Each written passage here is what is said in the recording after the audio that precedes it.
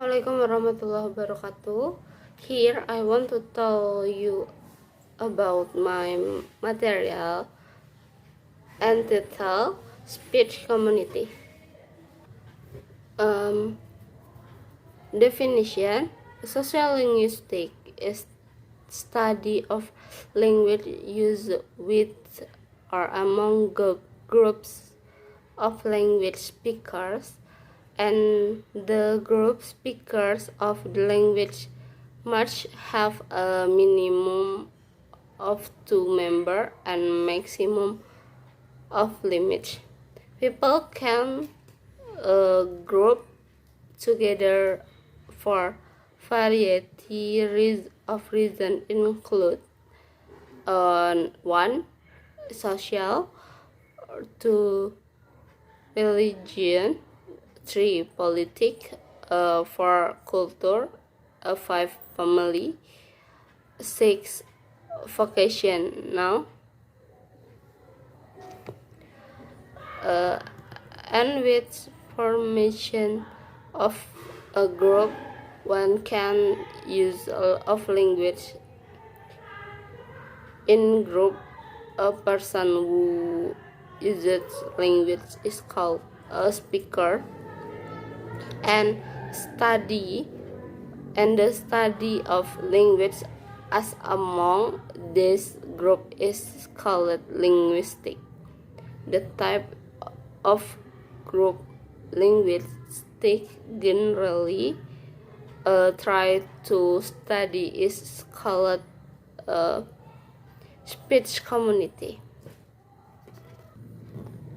The concept of interstic community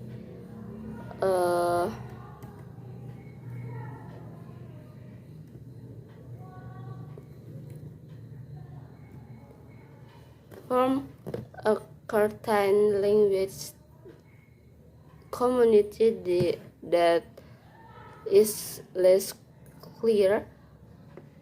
It is based observe the norms of individual language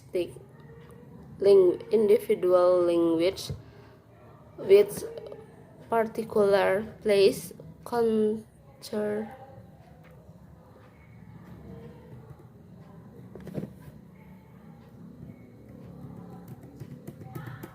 and next definition of network repertoire.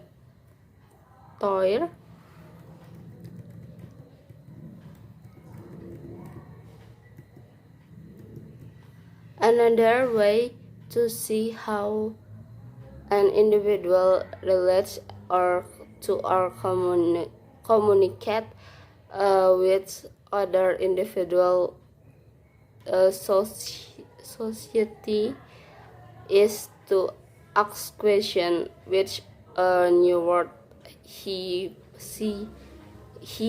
or she participant. We can be said to be influenced and dense network if people we interact with also each other. Network analysis is usually connected with the structure or content of relationship that make up egocentric personal network, but cannot address the problem of how and use many language.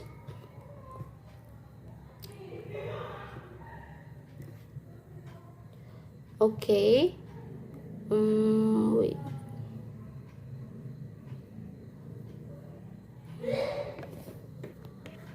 Komunikasi pidato. Komunitas adalah sekelompok orang yang dengan perangkat kegiatan, praktek, kepercayaan, dan struktur sosial yang sama, sedangkan komunitas tutur adalah sekelompok orang yang berbagi ide, penggunaan, dan norma bahasa yang sama. Jenis kelompok yang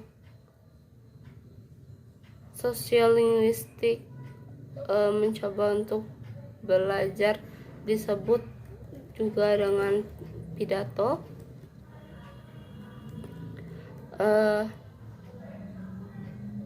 Komunikasi tutur adalah sekelompok penutur yang berbagai bahasa dan pola pengguna bahasa. Anggota komunitas lebih sering berbicara satu sama lain daripada dengan anggota di luar komunitas. Pola perilaku ini dikenal sebagai isolasi komunikatif. Isolasi komunikatif meningkat oleh faktor sosial, budaya, ekonomi, dan geografis. Akibatnya lama-kelamaan masyarakat tutur mengembangkan ciri-ciri bahasa dan penggunaan bahasa yang berbeda dengan masyarakat lainnya.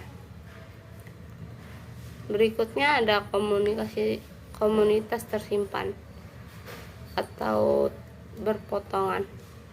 Komunitas yang berpotongan menunjukkan penutur tempat menggunakan ekspresi yang menunjukkan bahwa mereka memiliki beberapa gagasan tentang bagaimana orang khas dari setiap tempat berbicara. Untuk menjadi anggota komunitas tutur tentu agak longgar didefinisikan, misalnya pidato New York, pidato London, pidato Afrika Selatan. Setiap orang berbicara dengan khas mereka sendiri sesuai dengan tempat asalnya atau komunitas bahasa.